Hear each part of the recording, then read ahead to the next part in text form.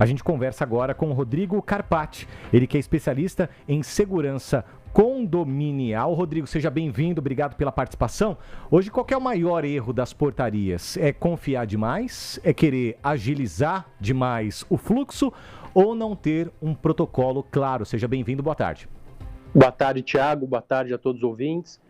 Então, a questão dos condomínios é uma soma de fatores. Como o condomínio tem um trânsito muito grande de pessoas, a falta de protocolo, ele vai, com certeza, colaborar muito para deixar o condomínio vulnerável, e você tem muitos moradores que não aceitam o protocolo. O protocolo, quanto mais segurança, menos conforto. E muitos moradores preferem o conforto à segurança, achando que um fato de furto ou de roubo é isolado, mas já não é. Nós temos cada vez mais essas ocorrências na cidade, sejam furtos, pessoas que aproveitam a carona, nós temos até clonagem de controles remotos, os bandidos estão cada vez mais sofisticados, nós temos hoje quadrilhas especializadas a furtos e roubos em condomínios, assim como departamentos de polícia especializados ao combate de roubos a condomínios. Então, o caso é muito grave, a cidade cresce, cada vez mais nós temos condomínios na cidade e existe sempre essa migração que cada vez é mais constante para a área condominial. Então, estabelecer protocolos, treinamento, dificuldade de ingresso dentro desses condomínios, protocolo de segurança, aquele portão duplo, o controle remoto que vai estar anticlonagem e outras tantas situações, o treinamento do porteiro, a guarita blindada, o insufilme na portaria, o acesso visual restrito, a periferia daquele condomínio, a parte periférica, com câmeras de segurança, aquela câmera na frente da portaria também ajuda a inibir, e outras tantas questões, mas sempre uma junção das barreiras físicas, o treinamento do porteiro e, com certeza, a cultura de segurança dentro do condomínio e a aderência desses condôminos a esses protocolos. Eu estava aqui falando com o Thiago antes da entrevista, né, que os moradores mesmo às vezes não se ajudam. Sim. Eu nunca vou entender, viu, Rodrigo e Thiago, no Rio de Janeiro, aquela discussão que existe entre entregador tem que subir, entregador não tem que subir, porque aqui não existe isso e a gente ainda assim sofre. Eu não consigo muito entender isso, que como assim entregador vai subir, vai entrar no condomínio, né? A gente não sabe.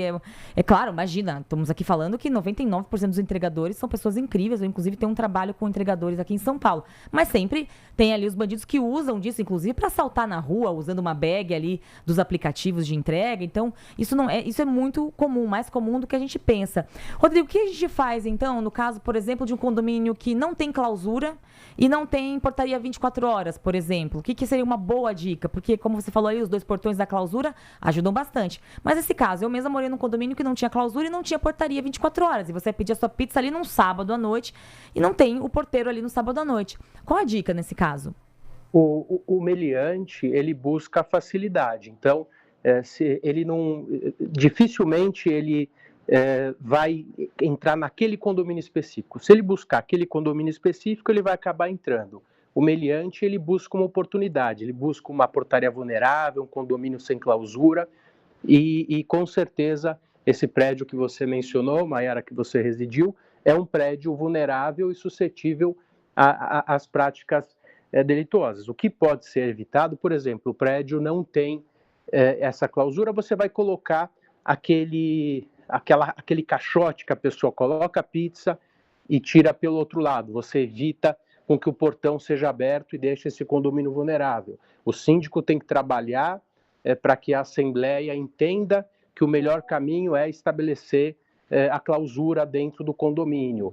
Então, mesmo que a portaria não seja 24 horas, estabelecer horário de entrega. E hoje, as entregas não são apenas a pizza, a alimentação, você tem entregas de Mercado Livre e outros tantos que funcionam. Hoje é o grande comércio dentro dos grandes centros. Isso também interfere na rotina e nós já temos, infelizmente, falsos entregadores. Esses são golpes que eram muito comuns no passado e que voltaram à tona. O falso medidor de gás, o falso policial e o falso entregador. Então, como é que a gente combate isso? Com uma junção, evitando, minimizando os riscos dentro dos condomínios. Quanto menos suscetível, a gente diminui a chance. A gente não vai exterminar a chance de furto ou de roubo, mas vai minimizar, e quando um condomínio fica protegido, o meliante vai para o condomínio ao lado. Num caso como o seu, desse condomínio antigo, por exemplo, uma iluminação.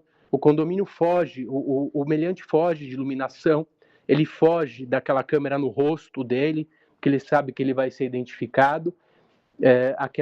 Como eu disse, aquele caixote de recebimento de correspondências. A gente tem armários inteligentes hoje também, mesmo sem clausura, alguns prédios constroem espaços onde as entregas são realizadas dentro do armário, o condômino depois, a qualquer horário, vai lá e retira, ele acaba substituindo inclusive a figura do porteiro. Então são alternativas que o mercado vai fornecendo, mas elas nunca vão superar o treinamento, a preocupação e o investimento em segurança.